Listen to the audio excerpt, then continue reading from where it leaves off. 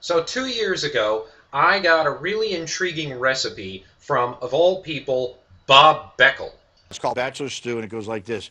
Boil a pot full of water, take elbow macaroni, pour it in, a little salt if you need it. Cook up 2 pounds of hamburgers on a frying pan, put a little olive oil in if you want it. Then take 2 cans of stewed tomatoes, mix it all together, and you got Bachelor Stew. Okay, you heard it here first. Go ahead and use it, and it lasts weeks, man. That was over 2 years ago. Now, I'm a bachelor, and I'm finally ready to try making Bachelor Stew. So I got my ingredients right here. I got a pound of elbow macaroni, sea salt, 2 pounds of ground beef, an onion, and olive oil for the hamburger, and 2 cans of stewed tomatoes. Now, first thing, he said boil a pot full of water. You don't necessarily need to boil a pot full of water. If you have a really big pot like this, then just follow the instructions on the back of the macaroni box or packet. This one calls for 4 quarts of water, so I'm going to use 4 quarts of water. I don't recommend adding too much salt, but you want to add a little flavor, so add a little salt. Now, when cutting up the onion, it's going to be, or it should be, if it's a good onion, should have a very pungent smell. Then, I could smell that all night. Alright, anyway, this is one danger. Macaroni has a tendency to boil over. If your pot boils over, or it looks like it's about to overflow, then just turn off the burner. Remember to stir it occasionally, but don't get your hand in there because that'll burn you. Now, when you drain the elbow macaroni, I recommend using a colander as opposed to a sieve or a strainer. Also, don't touch the pot with your bare hands. I know that may seem obvious, but in the last election, nearly 66 million people voted for Barack Obama, and millions more stayed home. Even though they didn't like President Obama, they didn't go to the polls and vote for Mitt Romney, thus ensuring that President Obama would be reelected. So I have to believe that tens of millions of people out there are too stupid to know any better. Now, I know that Bob Beckel said to use a frying pan, but I recommend using an electric skillet. It's safer. Put the olive oil in first. Actually, first you need to heat it up. That's what you need to do first. I'm going to put a little, well, that's good enough. Then you add your onion.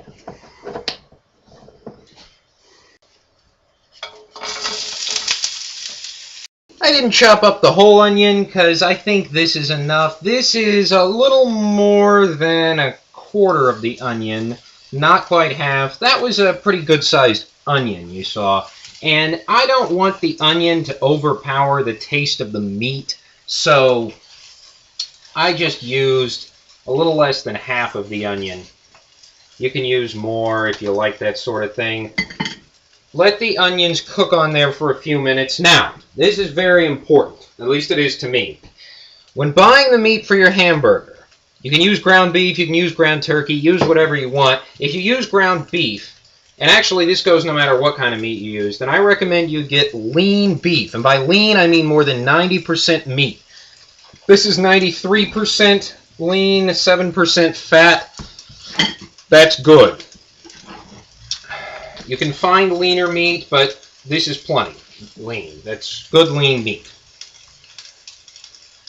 Okay. I recommend taking the onions out before you put the meat on. Some people actually mix their meat with chopped up onions. That's fine for flavor and all, but yeah, frankly, for me, I'm not going to be making hamburger patties. He said cook up 2 pounds of hamburger, but I'm just cooking ground beef, and I'm putting onions in there for flavor. So after a few minutes, I recommend scooping the onions out and then throwing the beef on.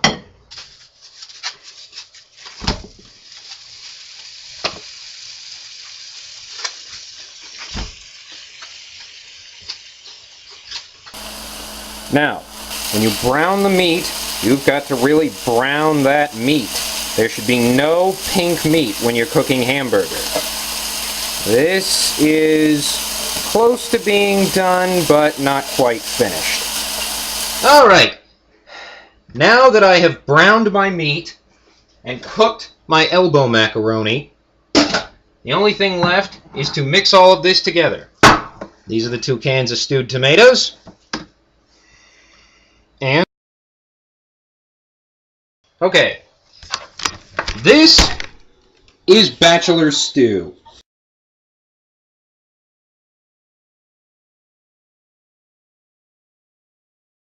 I'm going to mix this all up now.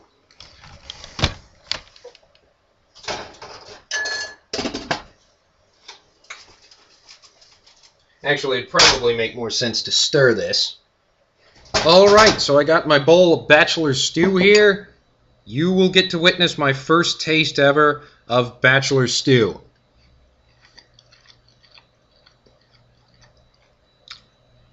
It's good! Well, I hope this has been informative. I don't really care whether you want to cook Bachelor Stew or not, but I hope that if you do, then this video has helped you. So until next time, thanks for watching. Oh, I have a website. More importantly, I have a blog. Also, please follow me on Twitter, @RightWingGenius. And as always, don't mess with the right-wing genius.